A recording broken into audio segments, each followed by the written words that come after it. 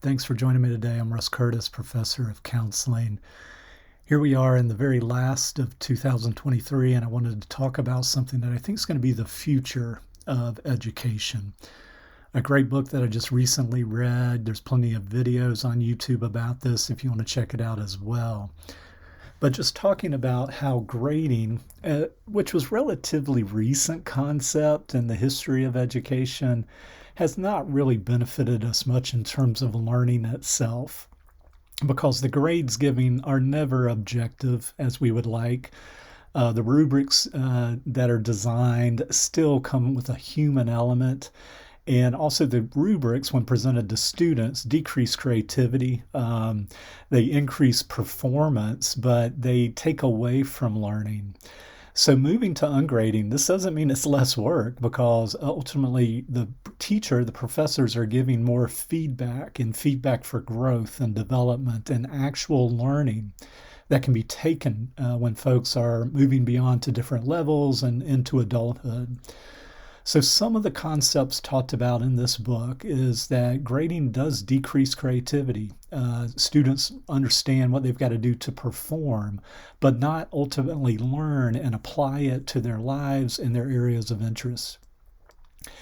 Grading increases anxiety, and we know that the more anxiety going on, we decrease our working memory, which then makes it harder to learn and remember. It increases extrinsic motivation. Now, this is huge because it's ultimately like, okay, I'm going to take this class, I'm going to do the best I can in order to get a grade, to please a teacher, to please my parents, to get into the right college. Well, that's not the right motivation. Learning should be about what you really want to learn about a topic. Now, I get that this is difficult with certain subject areas.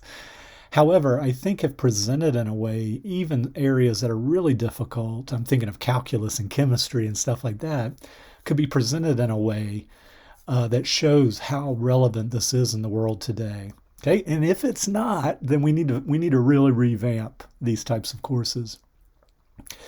We've already talked about how it increases performance, but not learning. Okay, so I'm going to perform on this paper or on this test in order to get a grade, in order to please my parents and teacher, versus what am I actually learning from this class? And with ungrading, what we're trying to do is inspire creativity in students, autonomy, independence, and learning, and being able to take information and apply it in unique and novel ways. So I think this is something that you're going to see more and more of. It's obviously going to start out small, and only a small percentage of folks are going to really kind of cling to this at first, because that's how all trends happen.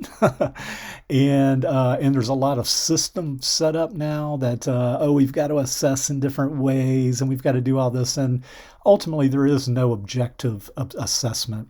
However, teachers can do a great service to students by giving feedback and helping people learn and grow.